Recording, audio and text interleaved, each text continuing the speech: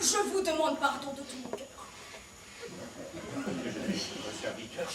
Vous ne trouverez pas mauvais, s'il vous plaît, la curiosité que j'ai vue de voir un illustre malade comme vous êtes.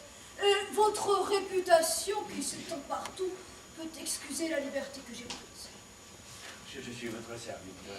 Monsieur, je vois que vous me regardez fixement. Ah oui, Quel âge croyez-vous que j'ai? je les aime plutôt plus. 26 ou 27 ans. J'en ai 90. Oui, vous voyez là, un des effets de mon art me conservera si frais et vigoureux. Alors voilà, un jeune vieillard pour 90 ans. Je suis médecin passager qui va de ville en ville, de province en province, pour chercher d'illustres matières à ma capacité, pour trouver des malades dignes de m'intéresser, capables d'exercer les grands et beaux secrets que j'ai trouvés dans la médecine. Je dédaine de m'amuser à ce menu fatras de maladies ordinaires, à ces bagatelles de rhumatismes et de fluxions, à ces vapeurs, à ces migraines, à ces fièvrottes. Je veux des maladies d'importance, des bonnes fièvres continues, avec des transports au cerveau, des bonnes fièvres pourprées, de bonnes pleurésies, de bonnes pestes, de bonnes hydropies déformées avec des inflammations de poitrine. C'est là que je me plais. C'est là que je triomphe. Et je voudrais, monsieur, que vous eussiez toutes les maladies que je viens de dire, que vous fussiez abandonné de tous les médecins, désespérés à l'agonie, pour vous montrer l'excellence de mes remèdes et l'envie que j'aurais de vous rendre service. Que je vous suis obligé, monsieur, Donnez-moi de tous les votre... bons soins que vous prenez de moi. Non, pardon. Allô, que l'on batte comme il faut.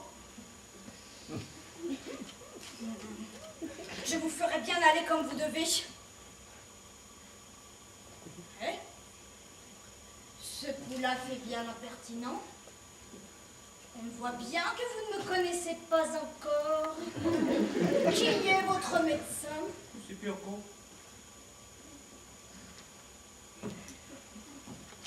Ce nom-là ne figure pas sur mes tablettes entre les grands médecins. De quoi dit-il que vous êtes malade? Il dit que c'est du foie et d'autres disent que c'est de la rate. Ce sont tous des ignorants. C'est du poumon que vous êtes malade. Oui, que sentez-vous? Je sens de temps en temps des grandes douleurs de tête. Justement, le poumon. J'ai parfois comme un voile devant les yeux. Le poumon. J'ai aussi des maux de cœur. Le poumon. Et alors, il me prend aussi des lassitudes par tous les membres. Le poumon. Et alors, j'ai de temps en temps des grandes douleurs de ventre. Comme si c'était des coliques. Le poumon. Vous avez appétit à ce que vous mangez? Oui, monsieur. Le poumon. Le poumon. Vous aimez boire un petit peu de vin? Ah oui, monsieur. Le poumon. Il vous prend un petit sommeil après le repas et vous êtes bien aise de dormir. Oui, monsieur. Le poumon, vous dis-je. Que vous ordonne votre médecin pour votre nourriture? Mais du poumon. Non. Il m'ordonne du potage. Ignorant.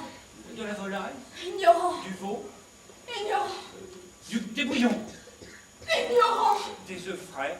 Ignorant.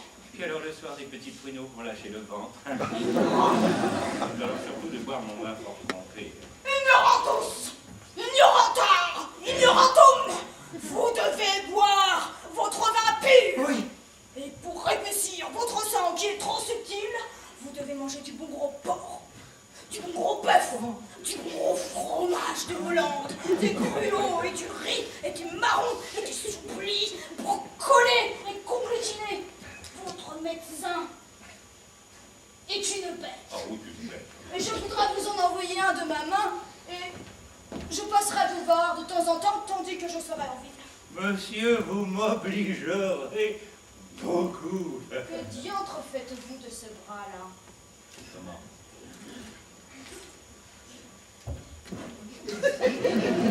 Voilà un bras que je me ferais couper tout à l'heure si j'étais que de vous. Ah bon, mais pourquoi? Ne voyez-vous pas qu'il tire à soi toute la nourriture et empêche ce côté-là de prospérer? Ah oui, mais j'ai besoin de mon bras, moi. Et vous avez là un œil droit que je me ferais crever si j'étais en votre place. Crever un œil? Ne voyez-vous pas qu'il accommode l'autre et lui dérobe sa nourriture? Non, croyez-moi, faites-vous le crever au plus tôt.